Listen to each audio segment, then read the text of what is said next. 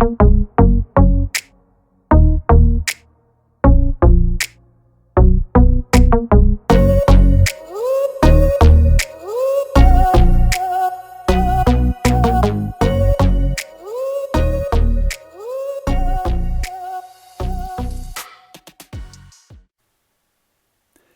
everybody, welcome into the third installment of the Shift Hockey Podcast. I'm Jory Elliott. Thanks for being here.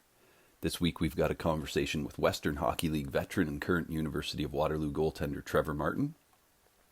He'll take us on his journey from his start playing goal in Alberta, along a winding path through junior hockey that saw stops in the Alberta Junior Hockey League, Saskatchewan Junior Hockey League, and British Columbia Hockey League, all the way to the Western Hockey League, where he played in 83 games for Saskatoon, Red Deer, and Calgary, with a short stint in the Quebec Major Junior League thrown in there for good measure. It's a winding path that so many goaltenders have to follow to make it to Major Junior, so it's a great listen for those aspiring to play there or professionally someday.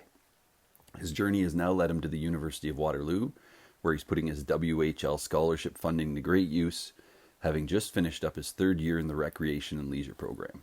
So, without further ado, here's my conversation with Trevor Martin on the Shift Hockey Podcast. Thanks for listening and enjoy.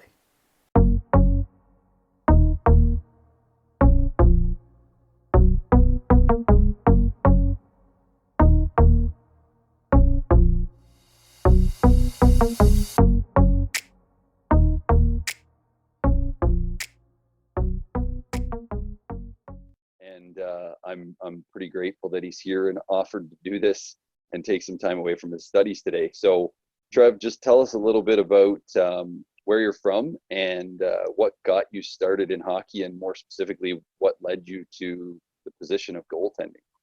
Sure. Yeah. Thanks for having me. It's good to be here. I grew up in Ardrossan, Alberta. It's just a small little community outside the Sher Park, Edmonton area. I think the biggest person to kind of get me into hockey was, my brother. He's a goalie too, so I think I just kind of followed in his ways. I didn't know any better. It was kind of, and you're the younger brother, so you're always going to get shot at whenever you're doing that kind of stuff. And definitely the gear. I always thought the gear was pretty cool. So always enjoyed customizing that kind of stuff. Yeah, I can totally relate to all of that. I didn't have an older sibling, but my journey to playing goal is a little bit different than everybody else's. But it's definitely the gear. There's a certain attraction. I don't know if you have to be wired different to be a goalie, but I think it's just, a lot of times you kind of just get put in that situation when you're the younger sibling where it's like, hey, we need somebody to shoot on, and I'm not going to be the guy, so you're the guy or the girl. Yeah. So that's pretty cool. So yeah, you mentioned your brother, and we'll talk about that a little bit later, because I think that's a really cool story that you guys are both at the University of Waterloo, and his journey's been really unique too. Yeah. But I kind of want to go through just a little bit of your, minor hockey stuff, and maybe talk about some of the other sports that you played or things you did growing up, Sure. and get to that point where you realized that goaltending was going to be something you were going to do fairly seriously. Mm-hmm. Yeah. Well, I mean, my family's always been a bit of a pretty big sports family. So, especially my dad and my uncle, they were big baseball players. Okay. So summers was baseball, golf. I would consider that a sport. I love golf. And, definitely a sport. Yeah, definitely a sport. Yeah. I love it. Lacrosse. And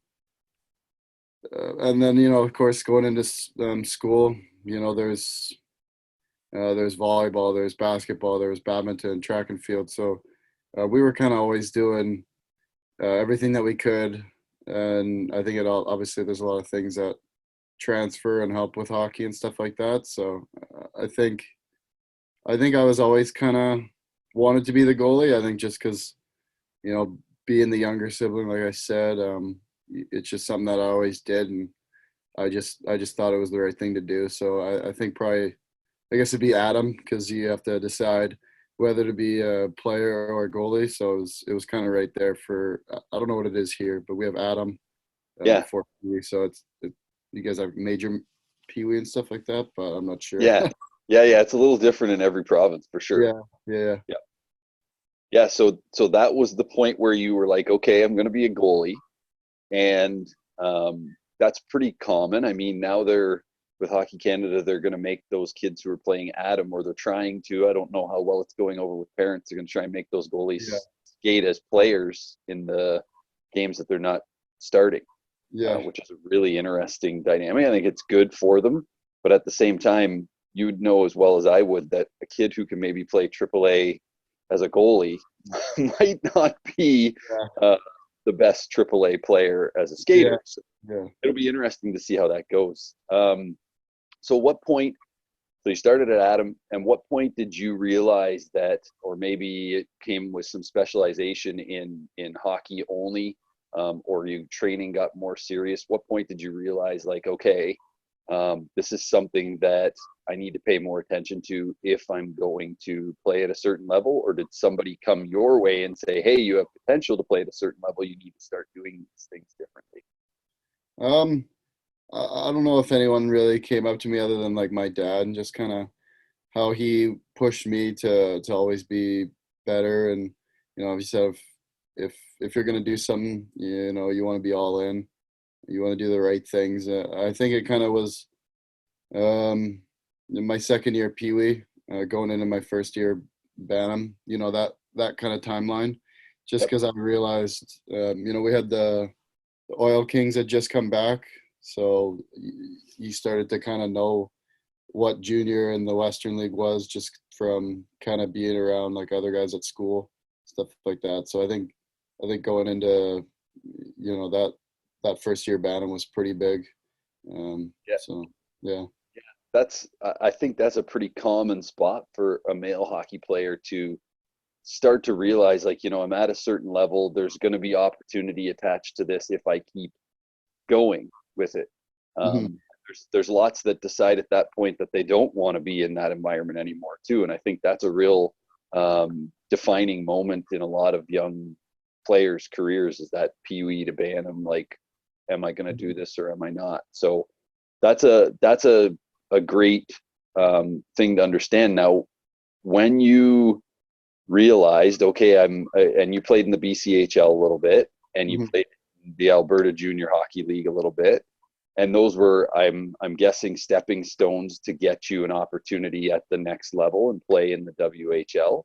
So how did, an opportunity to play junior somewhere, whatever that first opportunity was, come about for you?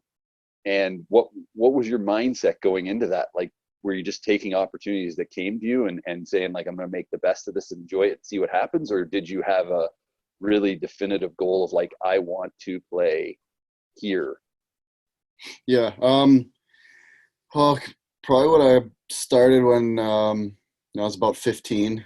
So we have, like, when we're 15, you can play midget AAA. It's not just 15 triple. I don't know, just guys on the team, they always throw out all the names for the leagues and stuff here, but I don't even know. Yeah. So when I was 15, I was playing midget triple, and I was in Sherwood Park, and the Sherwood Park Crusaders were there too. So we play out of the same rink, and I knew the coach just fairly well from kind of doing camps and stuff like that, spring camps, I guess. So I went up on a couple road trips and stuff like that when I was 15. I never played, but it's just you always want to be a student of the game and learn. I was 15, obviously trying to go to the WHL, but just kind of taking it all in. And I think as you get older, you want to definitely take more opportunities and want to be the starter. But I think, when you're younger too, it's never bad to just learn and take it all in. Yeah, there's a ton of opportunity in just being in an environment like that. Like the conversations I had with Michaela from the women's team over the weekend, and same thing, going to play high school hockey as a grade 9 female and playing with junior level players in her high school program. And again, is different than boys in how they allow certain things to happen when you're playing at a certain level, but it just gives you that insight into what it's like, what it's going to take, and maybe even some opportunity for yourself. You can look at other guys and go like, this guy isn't trying that hard. I can try harder than that. Yeah, exactly.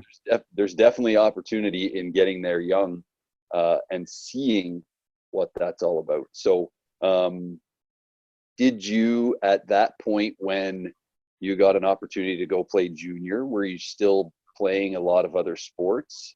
Because it sounds like that was an important part of your life, and I totally get that. But there's a lot of, talk about when should a goalie specialize? When should they go down that road of like, this is my number one focus? I don't think you should ever stop playing another sport. I think it's super valuable to, to have an escape mentally, to generate some opportunities to focus on other skill development.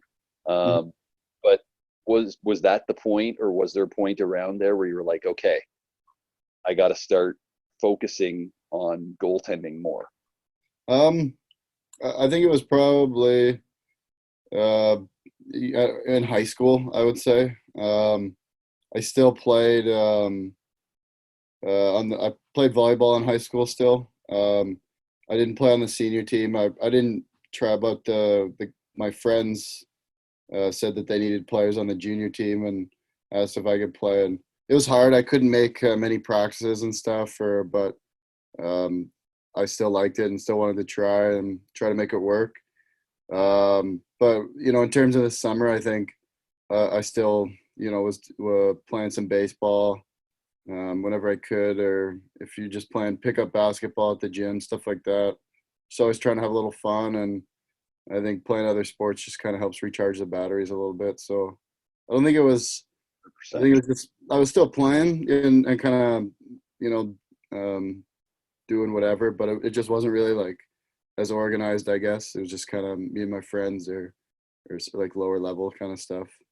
Yeah, like casual, that's what you hear from a lot of athletes when they get to a certain point. It's like, okay, I'm going to dedicate all of my mental power to this one thing, but I still want to enjoy those other sports, and that's totally understandable. I think that's, it is an escape. It is an opportunity to not be as serious about something as you might be with hockey. And we do that in our normal everyday lives too.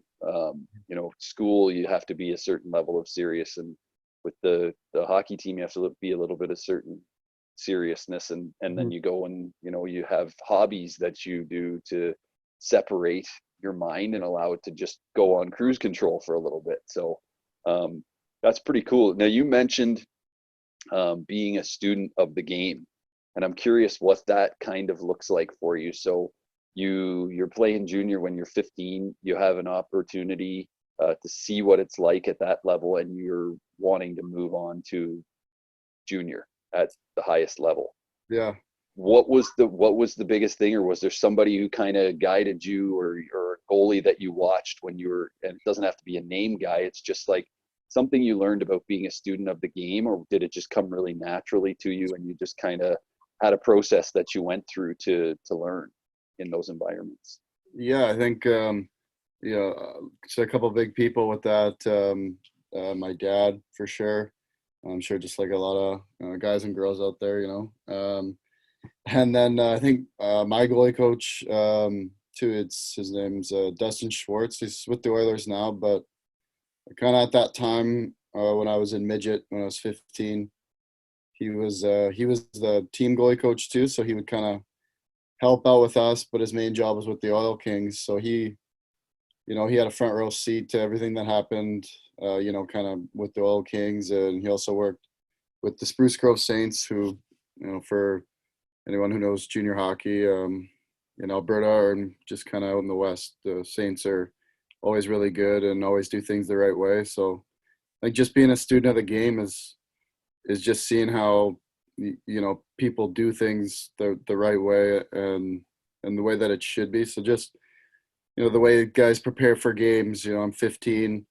I see just guys are rolling out before games, and something that you wouldn't even think of. You're 15, good loose limbs still, but yeah, it's just it's as little as rolling out that I didn't even really just something that small that you think everyone should do now. But when I was 15, maybe not like that. And then just seeing how when I'd go up to camps in the Western League to see how some of the goalies there would, prepare with their ball work or their hip drills, just little things you could always pick up.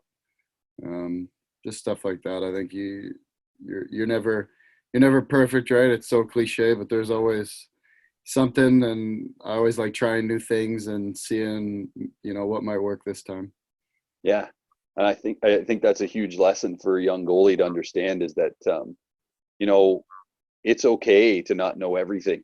It's part of the deal, right? And just be open to that process of like watching other guys and listening to different coaches and different people and watching hockey and just learning and seeing what other people are doing, and then make it your own. Find something that works. This works, that doesn't. I don't like that. I like this, and just put some pieces together that really work for you, that make you feel like, you're going in the direction you want to go. And that's a huge lesson. So I'm curious, when that first opportunity came. So you said you went to some camps for WHL teams, and I'm curious when that first call came, or that first opportunity. Was it, to start a season? Was it in the middle of a season? I know I got called up for a playoff game. I had to start with a junior team because both their guys got hurt, and that was, talk about getting thrown into the fire. So I'm curious how that came for you, and what that felt like in that moment when you found out, like, wow, this is actually going to happen. Well, first like junior experience was like 15, 16, but when I was 17, I got to start the year with Whitecourt Wolverines in the Alberta Junior Hockey League. That was pretty cool. It wasn't too far from home. Parents could come watch whenever they wanted. It was definitely pretty cool. It wasn't, where I wanted to be, but I knew it was still a good league. And then the first opportunity was in Saskatoon when I was 18, the next year. Yeah, that was pretty cool. Home opener, I got to play against Prince Albert, second game of the year. Family in the stands, against a rival, Prince Albert. So I think just kind of being in that game, you definitely feel like you've all the hard work you put in kind of came to fruition, and it just kind of kept going from there. Yeah, no, that's and that's a pretty neat memory to have. I mean, your progression is very, very realistic for a lot of kids to think about. You got that first taste when you were 15, and then 16 you're playing in what we would call in Ontario Tier 2 or Junior A, right? The level below the OHL. And so you're seeing that progression, but you're also patient, and that it's not just there's only 2 spots at the next level. So you got to pay your dues and put in your time and do that stuff. So that's your first game, the second game of the season, home opener. Parents are in the stands. What's going through your mind before that game? Like, how are you feeling about what you've got to do? I remember being, fairly nervous, but I think I always knew you just stick to what you've done, what's got you there, that kind of thing. I just tried to prepare the same way. Didn't want to change it. I think you hear it from all the guys that I had a good game. So I think a lot of that helps. You do things the right way before the game. You have a good warm up in. You're saying the right things to yourself. You're gonna do well. Plus, I had my family in the stands, and you don't want to disappoint them. So definitely. Yeah, for sure. I think there's a really fine line here for young goalies to understand, because as you get older, you start to feel pressure, or you start to feel nerves more, and you start to feel like you own situations more. Like a goal goes in, and maybe you feel like it's bigger than another, and those feelings are going to come. It's part of anything where there's anticipation and excitement around. But what you said about, I still went through my routine. I prepared the way I normally would. I understood, the situation I was in, but I talked to myself in a way that reminded me I've done the work, I've prepared. All I have to do is go out and do my best, and that's going to give me the result, whatever the result. Like, you don't control that a lot of the time, so you just go out and play your best, and a lot of the times the result will kind of reflect what effort you put into your preparation. But not always, and that's an important lesson to learn. So just do your best to be your best, and let it happen the way it happens, because who knows if every other guy on the team did their best to be their best that day. So you kind of take what you can get. So I think it's really interesting, because you talked about going to junior and starting to see guys with different routines for warm-ups and things like that. When did the off-ice training stuff really get elevated for you, as far as being in the gym? And because a lot of times as a younger kid, you're never in a gym. You're in a gym playing basketball, you're in a gym playing floor hockey or something. But when you get older, it becomes about strength and speed and all of those different things. So where did you find yourself starting to really go deep into that part of the game? I would say when I was 16, I think around there. I'd had a trainer for a couple years prior to that, but I just think the level of trainer kind of thing, moving up when I was 16, I started working out in St. Albert, so just a little bit. It's like 30 minutes from Ardrossan. Just just a higher elevated gym. The equipment was better. I think just the trainer was better. And then even training around some NHL guys, guys playing pro over in Europe, AHL guys, and then obviously junior guys too. So I think just the people around you that you train with, I think that helps. You can always get ideas and stuff like that from them. Yeah, it's a good thought too, is who you surround yourself with is who you become, or part of it anyways. And so putting yourself in an environment where you're around people who have that same commitment to the process, or understand what they need to do to get better, that helps you see that. Again, it's just being a student of the game and learning and understanding that, wow, look at the work these guys are putting in. I need to do that same thing if I want to get to where they're at.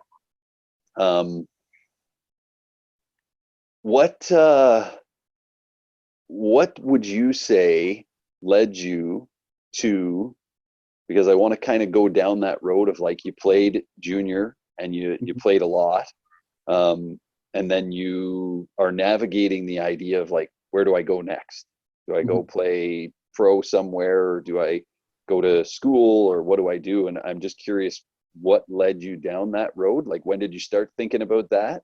Because you were obviously probably still playing junior and thoughts are rolling through your head. And then what led you to the University of Waterloo? I think when when you're at that young age, 15, 16 kind of thing, you kind of realize that the package the CHL provides, with the free school, the textbooks. So I think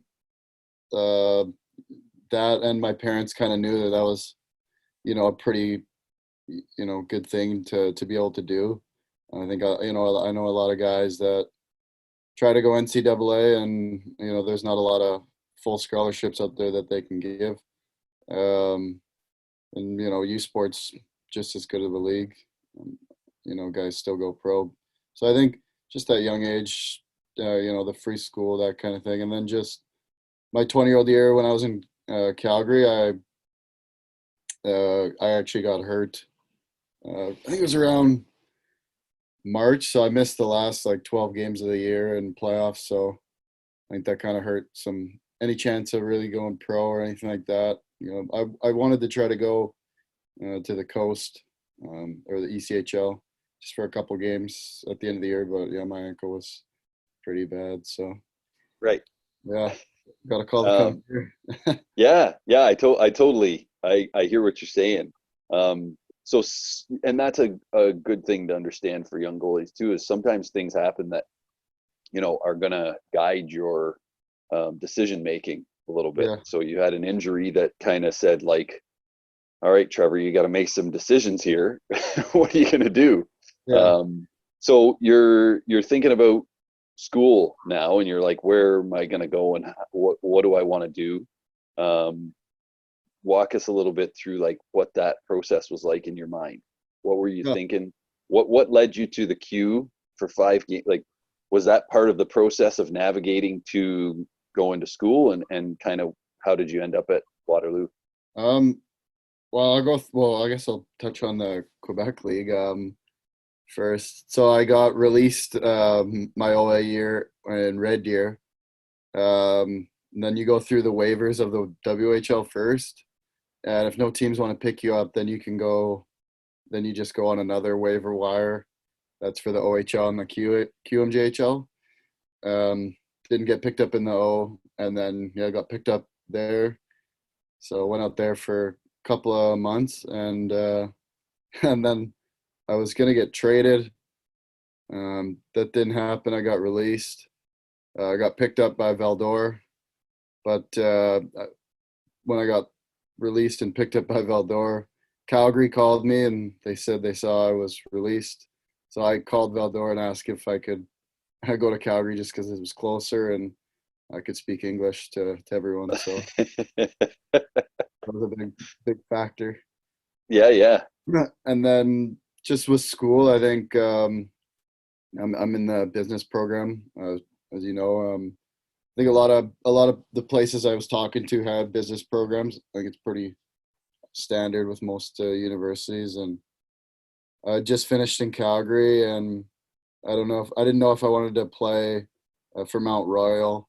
I kind of wanted to, experience kind of a different part of the world. Like I was, I went to Baie-Comeau in Quebec. There's a lot of places I played in junior, and I just kind of thought it'd be cool to, come out here and experience Ontario a little bit. Yeah, and I think, hockey gives us some amazing opportunities in life. Sometimes things that we don't think about that are going to happen, or when you get a chance to look back, you go, "Wow, that was a really pretty amazing Yeah, opportunity just through hockey because I played a game that I enjoyed playing." yeah, Um, so the University of Waterloo becomes the spot that you end up, and um, I think we could touch on a bunch of stuff that goes into what that's like, balancing academics with hockey and still trying to be your best. I know there was a point in my life where I realized that I couldn't do the things that I always was able to do. mhm, um, and I'm just curious about what that's like, because you as a male athlete, when you're playing junior in the Western League or the OHL or Q, you're balancing school um, and hockey. But University of Waterloo is a bit of a different animal because you have to have a certain average to get in, and there's exactly. it's a really really I'm not going to say difficult, but it's a one of the toughest places. I have so much respect and admiration for the players that play there, because it is not just about hockey anymore. There's Yeah. the school stuff is taken very, very seriously at Waterloo. And so what's that like for you, balancing those things where we've got, a really high caliber strength coach designing programs. So you're expected to do that. You're on the ice every day of the week, and you've got school where you're Yeah. trying to maintain an average. Yeah, I think I'd always taken school, fairly seriously. My parents are both teachers, so I think I definitely thank them for that. Just because, I know a lot of people that don't have the grades to get into certain schools, and it definitely hurts their hockey just because, they couldn't get in. So I'm thankful for that. Um, just with managing, school and stuff like that. I think just growing up and playing junior and just being around those right people, you really learn how to time manage. Um, you can pick your schedule kind of, the way you want it, and that kind of helps with dealing with practice and games and like you said, we have workouts we're expected to do. Just for me personally, I like to do them after I skate. I've always kind of like that because you're already sweating, you're already warm. You just get undressed, go right into the gym, do what you need to do, and then you can shower, recover, and just kind of hang around the rink a little bit longer. So I think that kind of helps. And then yeah, you really got to plan things out and schedule it. And I always try to make sure I don't have anything going into the weekend, just so I only have to focus on hockey. I think when you got multiple things going through your mind, you might not play as well. So I always just try to get it out of the way throughout the week. Yeah, and I know that's what both of the other goalies I talked to over the weekend said. Get to your schoolwork, Mm-hmm. get it done, and get it out of your mind, or plan for when you're going to attack that thing after the weekend is over, or have a plan for it. Because if you just allow it to sit in there, it's going to bug you. maybe right up until game time, and then it'll go away. But still, you don't need that distraction throughout the trip. You want to enjoy the moment and be part of, that time with the boys or the girls, and just like enjoy that part of it, not have outside stuff affecting it. So, I want to kind of do a little 180 here and talk about some stuff, what more personal stuff about the game, and specifically, like, what is it that you love about hockey or the position of goaltending outside of the stuff that attracted you to it when you were a kid? But what if you could think about one or two things that you love about the game, what would it be? Well, for sure, just being around the guys in the room. I think just when the season's over, school still goes on, and definitely just feels a lot more difficult because you don't get to see the characters in the room, the jokes and stuff like that. So I think just the camaraderie is definitely the big one. And then just for me, I still love the gear. I think it's I already said that, but just we're pretty lucky to get the gear that we get. Every year we're really lucky. So I just always get the opportunity to customize some stuff, make it new, just make it the way I kind of want. And I think that's definitely a big one.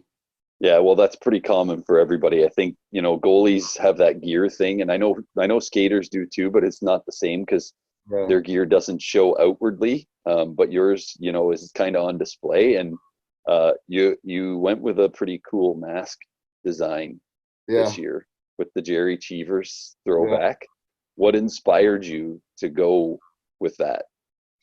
I don't know. I just like the way I was kind of looking at getting my pads done. I wasn't really sure what to kind of do with the mask, and I just thought I might as well just keep it simple, and it's nothing really special, but I think it really just looks good with the gear that I picked. So it was just kind of an old school look. Definitely enjoy it. Yeah, it's a cool look for sure. It's different from what a lot of guys have. Like that it's some thought went into it, but it's not wild, and it does the whole setup looks sweet. So good choice on that one for sure.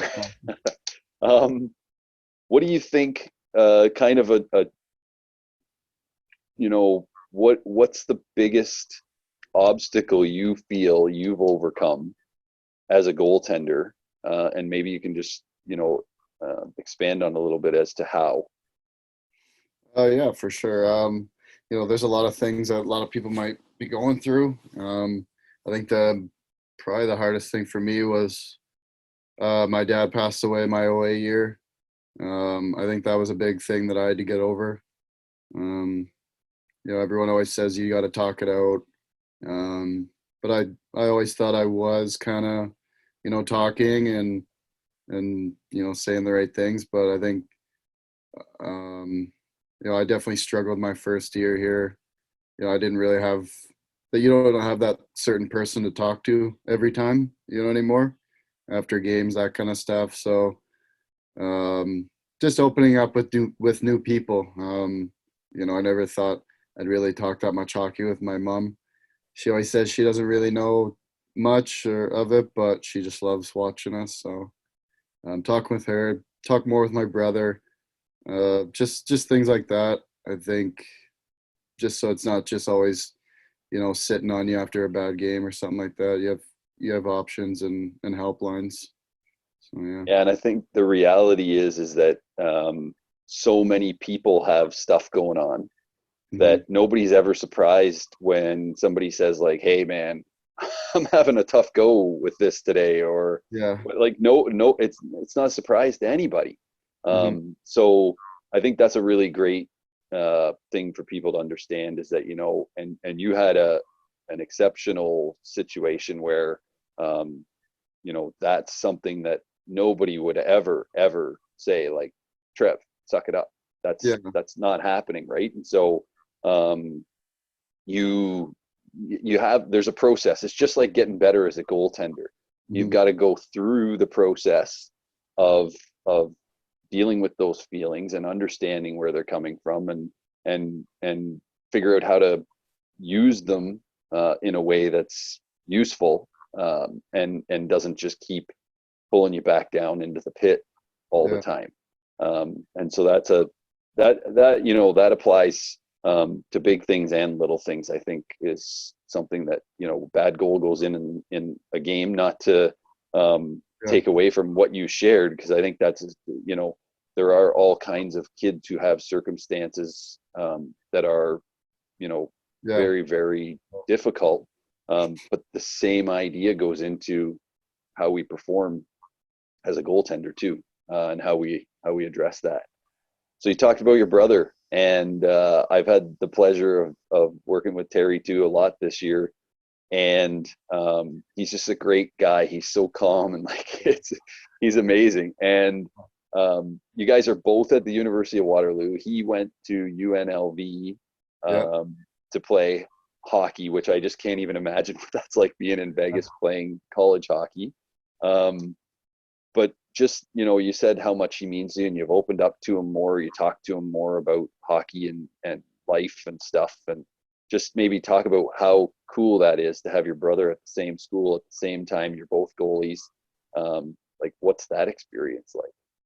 Yeah, it's pretty crazy. I don't know anyone or who has the opportunity to go to school. He's our third guy.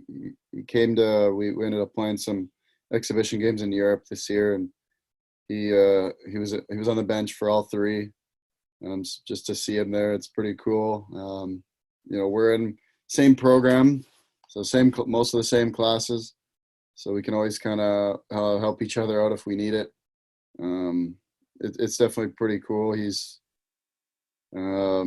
taught me a lot. I think just as he's just got a very calm presence about him, and he doesn't really get rattled. He's just a focused guy. I think it probably helped. When he was out in Vegas, you kind of got to be focused. There's some distractions out there, so but he enjoyed his time out there. I think the program's improved a lot since he's been there. I think his first year, they weren't very good, but in his third year, they got that Division I club status. So it's like Div 3, I think. Huge. And yeah, he really enjoyed it, and I'm just pretty grateful to have these 3 years with him. He's graduated now, so it's definitely been pretty cool. Yeah, that's an unbelievable experience. And I know, there's lots of families of hockey where they, the boys or the boys and the girls end up growing up together playing, but to play I don't think anybody can maybe grasp how unique that is, that you're both at the same school at the same time as goalies, and he's actually been dressed on the bench when you've been in a game. Like, it's just it's such an amazing experience. And again, it goes back to what hockey gives us, the things that we don't expect from it. And those are memories that you'll cherish forever. Like, that's an amazing thing to have. Let's end on what the greatest lesson you think hockey has taught you. And I know for me, this has changed, because now I'm a coach. So when you're playing, it might be different. And, if I asked you this when you were in junior, it would be different. But at this point in your life, what do you feel like the greatest thing hockey has taught you? I think probably the best thing is to just control what you can control. I think you hear that all the time. I've heard it so many times, and I just always thought it was so cliche and just like kind of whatever. You always want to go about your business, but it really is. I think I can't control how, the coach is going to, do certain things, how guys are going to do certain things. You really can't only control what you can do. The team might not be playing good that night, but you can still focus on things that you can do to be better. And I think, especially for a goalie, the team might not be doing well, but if you're doing the things that, you will always do that make you successful, then you have a chance to win. And I think that's the biggest thing.